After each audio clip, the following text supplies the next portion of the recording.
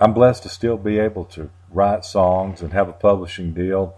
My publisher's in Nashville, Hal Oven. He owns Noble Vision Music, and I have an office in Muscle Shoals at Cypress Moon. So I still live in the Shoals and grew up with that soul running through the blood and all that. I've still got that, and write with a lot of different people here and in Muscle Shoals and in Nashville. In the past, Spooner Oldham, I talk about him a lot, but he's well worth talking about because he was my major influence as a kid. He's my first cousin, so he was always around, and I knew he was in the music business when I was just 4 or 5 years old, and it was intriguing to me because he was having hits as a songwriter and playing on Aretha Franklin records. So that was my first thought that I might be able to do that, try it at least too. And I started playing piano by ear like at 6, and woodshedded for about 10 years and got in a southern rock band, Dorothy, called Stillbrook, and we covered Molly Hatchet, Leonard Skinner, Atlanta Rhythm Section, maybe a couple of originals. So started out playing in some southern gospel groups too. But after college, I got hooked up working at a radio station just by chance, a DJ gig there. I was spinning records and got interested in lyric writing because I was listening to the country songs, and the wordplay really just lit a fire inside me. I thought, man, I've always loved wordplay, and I know you do too, and it was just so cool. So I started listening to those songs and tried to write songs like them, and that's where I really learned to write. Then I signed at Fame at about age 20 or 21 in Muscle Shoals with Rick Hall, Walt Aldridge there, and a whole host of other folks like Darryl Worley from Savannah, Brad Chrysler, Steve Jones, Bobby Tomberlin was around, Robert Byrne, Mac McAnally, just Donnie Lowry, so many writers to learn from. Shenandoah, Mike McGuire. My first cut was on Shenandoah, and of course Mike McGuire is the drummer for Shenandoah. Marty Rabin, the lead singer, had done the demo for me for us there at Fame, and he kept the copy of it. Glad he did, because he really dug it and sort of lobbied for it. And that was a big single for them and for me, my first hit as a writer. It was like a top 3 or 4 country song in the 90s.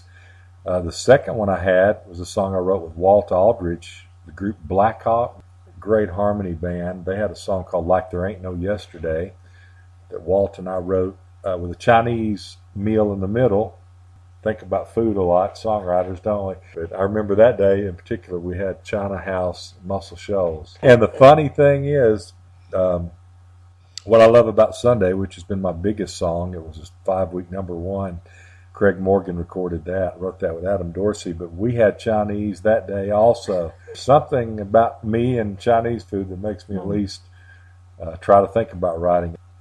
I stayed with Rick Hall and Fame and Muscle Shoals for 11 years.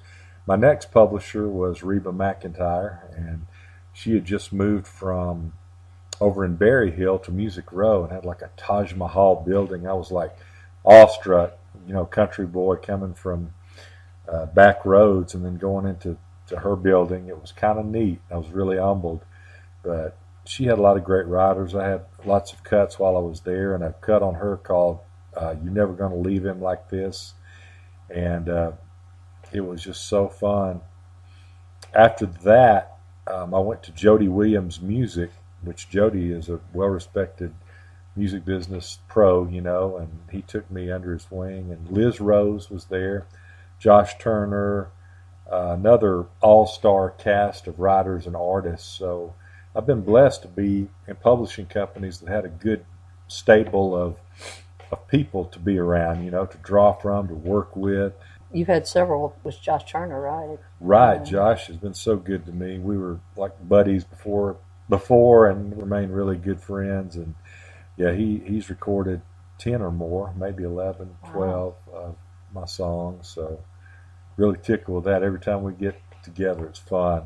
And one of my favorites too is Moon Over Georgia. Oh, thank you much. That was my first cut, and I wrote that by myself.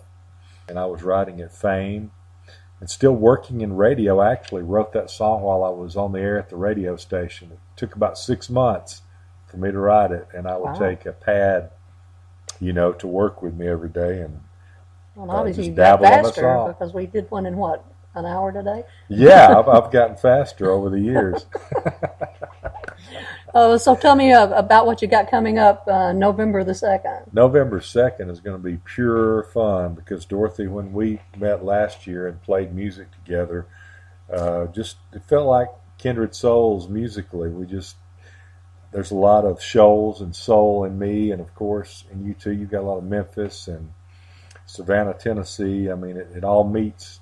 Something about the river. Yeah, I think that is. It's like a common bond. It's a common bond, but at the theater there in Savannah, it's going to be fun. It's a Riders in the Round with Dorothy, Guinn, yourself, me, Mark Narmore, Andy Tanis, who used to be with the group Black Oak, Arkansas, a really great guy, Sandy Carroll, who's going to blow people's minds with her talent, her piano work. My goodness. Lisa Lambert, who's a great bluegrass performer. I've heard of her for ages, and all kind of other performers are going to be there November 2nd, downtown Savannah, 6 p.m. And the actual name of the theater is the Savannah Theater. Savannah Theater, right. It's going to be so much fun. You'll have your guitar, I'll have my piano, and we'll rock the place. We'll rock. That's just amazing. Savannah, Muscle Shoals, there are just so many great. The history of music is rich around here. Yeah. And, for me, I have crossed that Tennessee-Alabama line all my life. And I just really feel like the show is my second home.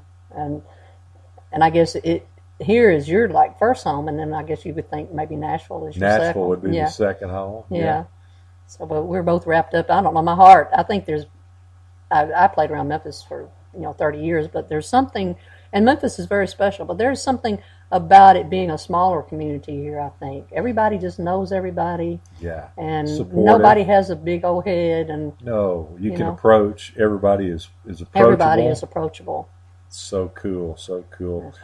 Well, thank you, Mark, and I appreciate writing with you, and I appreciate you coming down to the Savannah Theater November the 2nd. We're going to play about 6 o'clock. Wayne Gerald's band will play at 5, and we'll have a few more surprises, and then we're going to just rock out. Yeah, 6 o'clock. We'll be there for 6 hours. No, a couple hours at least. Yeah, a couple hours, yeah.